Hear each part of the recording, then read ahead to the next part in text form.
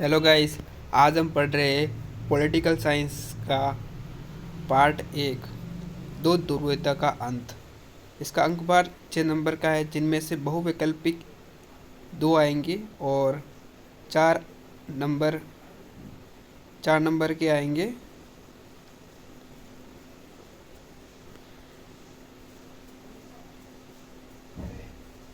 निबंधात्मक एक प्रश्न आएगा और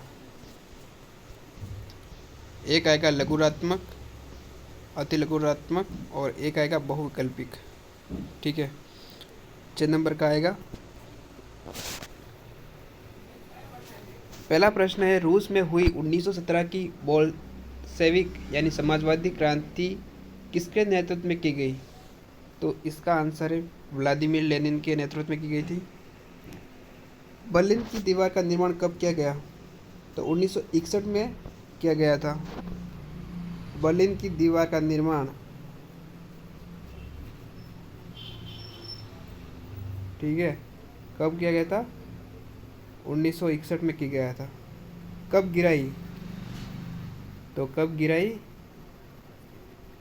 1989 में। कितने वर्षों तक खड़ी रही? तो 28 वर्षों के लिए खड़ी रही। 28 वर्षों तक खड़ी रही।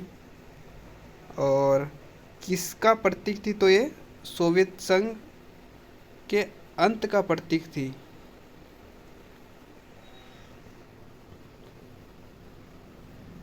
सोवियत राजनीतिक प्रणाली की धुरी शक्ति कौन सी पार्टी थी? तो कम्युनिस्ट पार्टी थी। जो सोवियत राजनीतिक प्रणाली की जो धुरी पार्टी थी वो थी कम्युनिस्ट पार्टी। उसके अंदर कम्युनिस्ट पार्टी थी। ठीक है। सोवियत संघ के विभाजन के बाद विश्व पटल पर कितने नए देश उभर कर आए? कितने नए देश का निर्माण हुआ सोवियत संघ के विभाजन के बाद में? तो 15 नए देशों का निर्माण हुआ। ठीक है। शॉक थेरेपी किस वर्ष अपनाई गई? तो 1990 में अपनाई गई थी। फिर छठा क्वेश्चन है, निम्नलिखित अंतर्राष्ट्रीय घटनाओं को कालक्रमानुसार व्यवस्थित कीजिए। बर्लिन दीवार का पतन, रूसी क्रांति, सोवियत संघ का विघटन और अफगानिस्तान में सोवियत हस्तक्षेप। तो हमको इसको व्यवस्थित करना है। तो पहले में आएगा सी, अर्थात सोवियत संघ का विघटन हुआ। उसके बाद में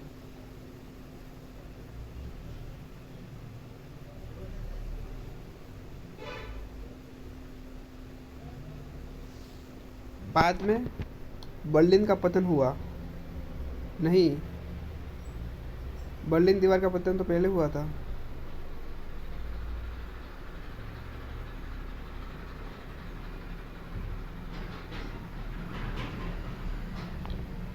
तो पहले आएगा रूसी क्रांति आएगी पहले, जो कि 1917 में हुई थी।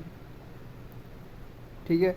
उसके बाद में आएगा बोल्शेविक क्रांति, जो कि 1917 में हुई थी। ये भी रूसी क्रांति, बोल्शेविक क्रांति। उसके बाद में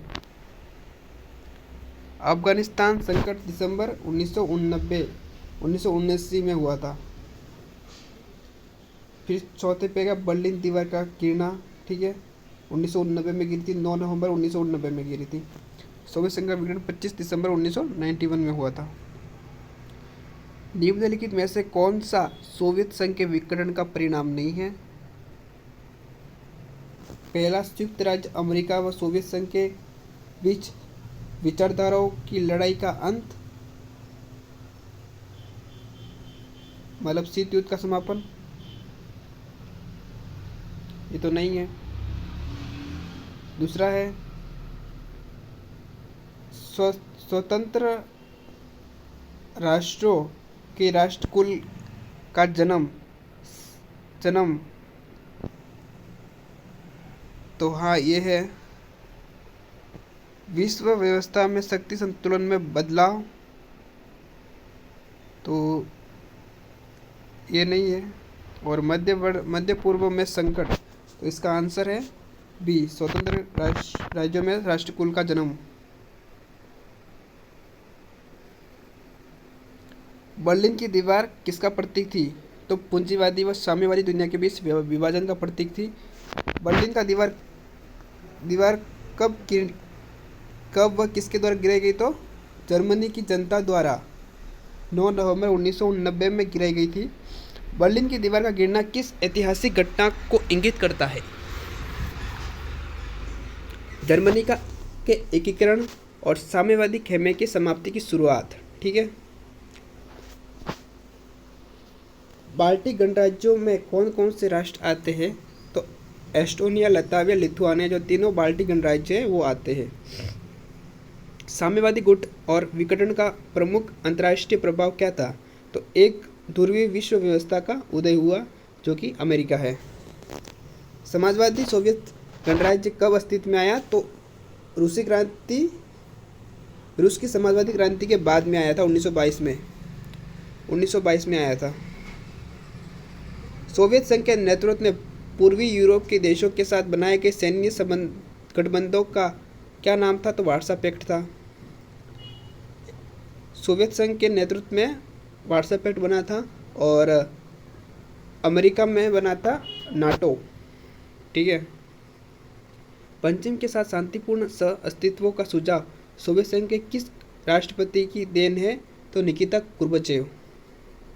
मिखाइल गोर्बाचेव ने राष्ट्रीय व राजनीतिक सुधार हेतु किन दो नीतियों का अपनाए? मतलब ग्लासनोस्त और पेरेस्ट्रोइका। ठीक है। ग्लासनोस्त का मतलब होता है खुलापन और पेरेस्ट्रोइका का मतलब होता है पुनर्रचना या पुनर्गठन। ठीक है। सोवियत संघ का विघटन कब हुआ? तो 25 दिसंबर 1991 में। सोवियत संघ के विघटन के समय अंतिम राष्ट्रपति कौन थे? तो मिखाइल गोर्बाचेव, 1985 से 1991 तक। ठीक है। किन देशों को दूसरी दुनिया कहा जाता है? तो फिर उसका आंसर है पूर्वी यूरोप के जो देश जो साम्यवादी खेमे में शामिल हुए थे उनको कहते हैं। 1917 की रूसी क्रांति क्यों हुई? तो भाई रूसी क्रांति हुई थी पूंजीवादी व्यवस्था के विरोध में हुई थी रूसी क्रांति, और यह समाजवाद के आदर्शों और समतामूलक समाजों की जरूरत से प्रेरित थी। शॉक थेरेपी का शाब्दिक अर्थ होता है आघात पहुंचाकर उपचार करना। सोवियत संघ के विघटन के समय किन दो गणराज्यों में हिंसक अलगाववाद आंदोलन हुए? तो चेचनिया और दागिस्तान। सोवियत संघ के विघटन के दो परिणाम लिखे। तो शीत युद्ध की समाप्ति, एक ध्रुवीय विश्व व्यवस्था का उदय, पूर्वी सोवियत संघ के राष्ट्र स्वतंत्र हुए राष्ट्रों ने किन नए संगठनों का निर्माण किया? तो स्वतंत्र राज्यों के राष्ट्रकुल यानी संगठन का IAS, Commonwealth of independent states.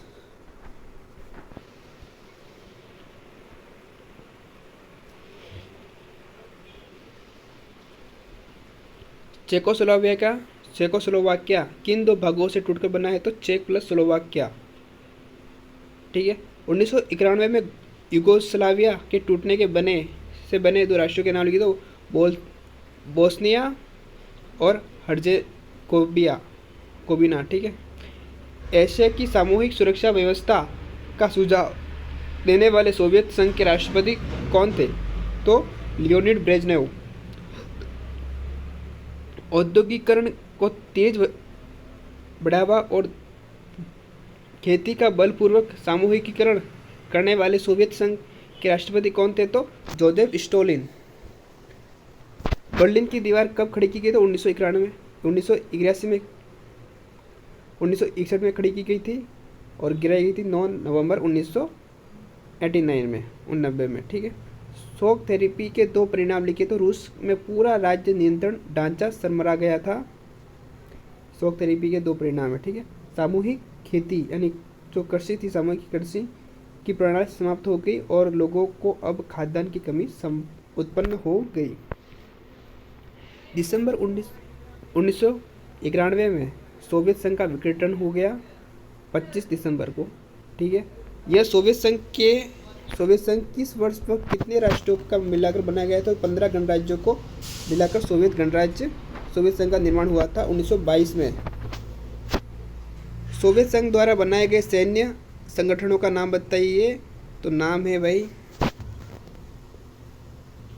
14 मई 1955 में वारसा सैनिक संगठन बनाया गया था। 1989 में गोर्बाचेव ने घोषणा की थी कि वारसा के देश अपना भविष्य स्वयं सुनिश्चित करे। 1 जुलाई 1991 को इसे समाप्त कर दिया गया था। किस पार्टी का सोवियत राज्य व्यवस्था का दबदबा था? तो कम्युनिस्ट पार्टी का सोवियत राज्य व्यवस्था में दबदबा था, पूंजीवाद का नहीं था भाई। किसने 1985 में सोवियत संघ रूस में सुधारों की शुरुआत की? तो मिखाइल गोर्बाचेव ने ग्लासनोस्त यानी खुलापन व पेरोस्ताइका यानी आर्थिक पुनर्निर्माण या पुनर्गठन की नीतियों से सुधारों की शुरुआत हुई। किसका गिरना शीत युद्ध के अंत का प्रतीक था? तो भाई 9 नवंबर 1989 में बर्लिन का गिरना शीत युद्ध के अंत का प्रतीक था। सोवियत संघ में मेलशेविक क्रांति कब हुई? तो फरवरी 1917 में। सोवियत संघ में बोल्शेविक क्रांति कब हुई? तो 25 अक्टूबर 1917 में सोवियत गणराज्यों में समाजवादी क्रांति हुई, जो पूंजीवादी के विरुद्ध हुई थी। ठीक है। सोवियत संघ रूस में बोल्शेविक क्रांति का नारा क्या था? तो भूमि, रोटी और शांति। भूमि, रोटी और शांति। सोवियत प्रणाली क्या थी? तो समाजवादी सोवियत संघ गणराज्य यूएसएसआर में, मतलब सोवियत गणराज्य, ठीक है, में 1917 में विकसित समाजवादी क्रांति जो पूंजीवादी एवं निजी संपत्ति के खिलाफ विकसित हुई, उसे सोवियत प्रणाली कहा जाता है। लिख दोगे आप? सोवियत संघ ने अफगानिस्तान पर हस्तक्षेप कब किए? तो 1979 में सोवियत संघ ने अफगानिस्तान पर हस्तक्षेप किए थे। 1989 याद कर देना, 1979 में। ठीक है। 1930 के दशक में भयानक आतंक के लिए रूस के किस राष्ट्रपति को जिम्मेदार माना गया? तो जोसेफ स्टालिन। ठीक है। सोवियत संघ की संसद का नाम क्या है? तो ड्यूमा। सोवियत संघ की संसद का नाम है ड्यूमा। ठीक है। शॉक थेरेपी की तीन मान्यता लिखनी है। तो राज्य की क्षमता का निजीकरण हो गया था, सामूहिक कृषि फोरम को निजी कृषि फोरम में बदलना, और तीसरा है साम्यवादी की जगह पूंजीवादी को मंजूरी किया गया। ठीक है, मंजूर किया गया था। जयराम पेशा लोग से क्या अर्थ है? तो माफिया वर्ग था जयराम पेशा लोग। ठीक है, लोग। सोवियत संघ के विघटन के लिए उत्तरदायी कारणों का उल्लेख करना है, तो ये है। और शीत युद्ध, भारत सोवियत संघ के संबंधों का वर्णन करना, और सोवियत संघ के विघटन पर क्या प्रभाव पड़े उल्लेख कीजिए। और सोवियत संघ के विघटन के बाद भारत को अपने विदेशी नीति बदलनी चाहिए और रूस जैसे परंपरागत मित्र की तरह संयुक्त राज्य अमेरिका से दोस्ती करने पर ध्यान देना चाहिए। और सोवियत संघ के विघटन का परिणाम। ठीक है, ये पांचों प्रश्न आप इसका स्क्रीनशॉट ले लें और ये बहुत इंपॉर्टेंट है कि सोवियत संघ के विघटन के लिए उत्तरदायी कारणों का उल्लेख कीजिए। तो पहला है राजनीतिक कारण। ठीक है, जिसके अंदर क्या है? आर्थिक संस्थाओं की अंदरूनी कमजोरी। ठीक है, राजनीति में आर्थिक संस्थाओं की अंदरूनी कमजोरी मतलब कि कई वर्षों तक सोवियत संघ की अर्थव्यवस्था के गतिरोध होने के कारण यहाँ की राजनीतिक व आर्थिक संस्थाएं अंदरूनी रूप से कमजोर हो गई थी, जिससे लोगों की आशंकाएं पूरी नहीं हो सकी। उपभोक्ता वस्तुओं की बड़ी कमी हो गई। ठीक है, और लोग अपनी राज्य व्यवस्था को शक की नज़र से देखने लगे थे। दूसरा कारण है परमाणु व सैन्य सामान पर अत्यधिक व्यय होने लगा। पूंजीवादी देशों के साथ प्रतिस्पर्धा के कारण सोवियत संघ ने अपनी अर्थव्यवस्था का अधिकांश हिस्सा परमाणु हथियार व सैन्य साजो सामान पर खर्च किया था। साथ ही पूर्वी यूरोप कि अपने पिछलगू देश के विकास पर भी खर्च किया था। किसने किया था? पूर्वी यूरोप के जो सोवियत संघ था उसने किया था, ताकि वे सोवियत नियंत्रण में बने रहे। इससे सोवियत संघ का गहरा आर्थिक दबाव बढ़ गया था।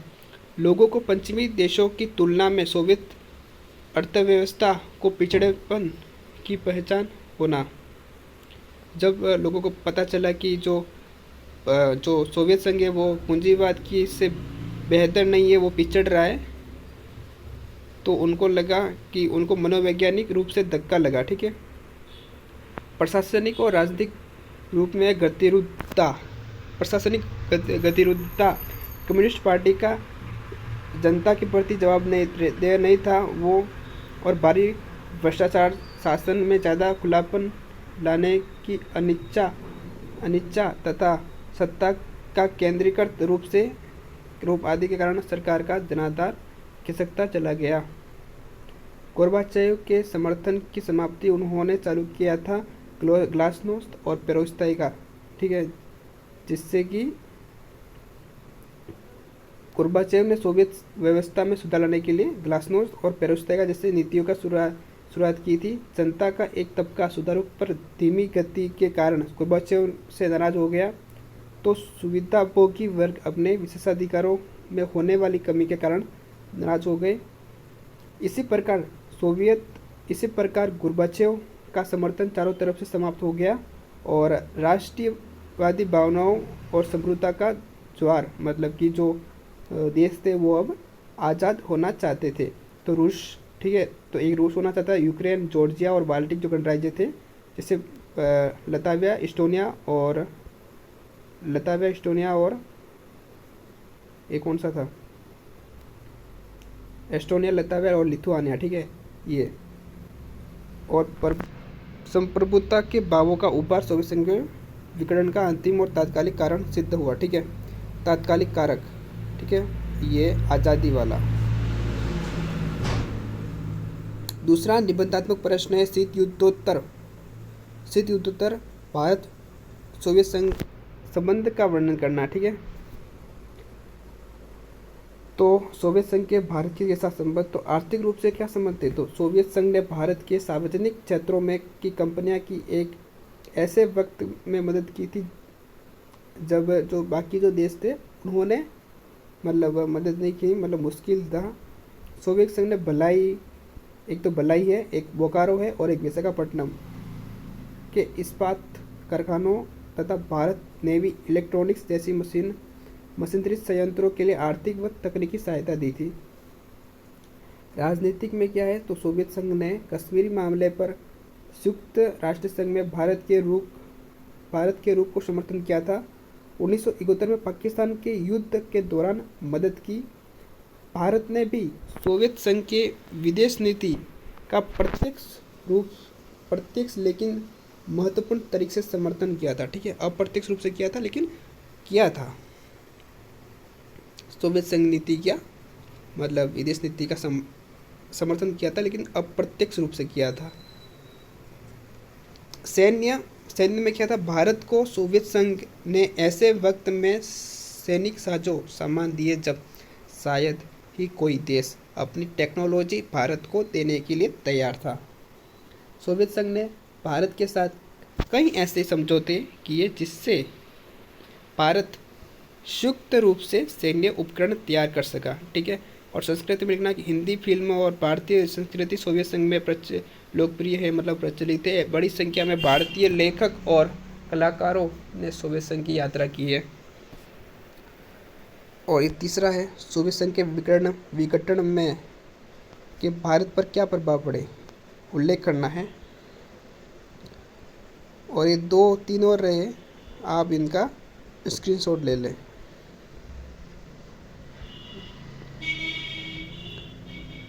सोवियत संघ के विघटन के भारत पर क्या प्रभाव पड़े, उल्लेख करना है। ठीक है, ले लें स्क्रीनशॉट।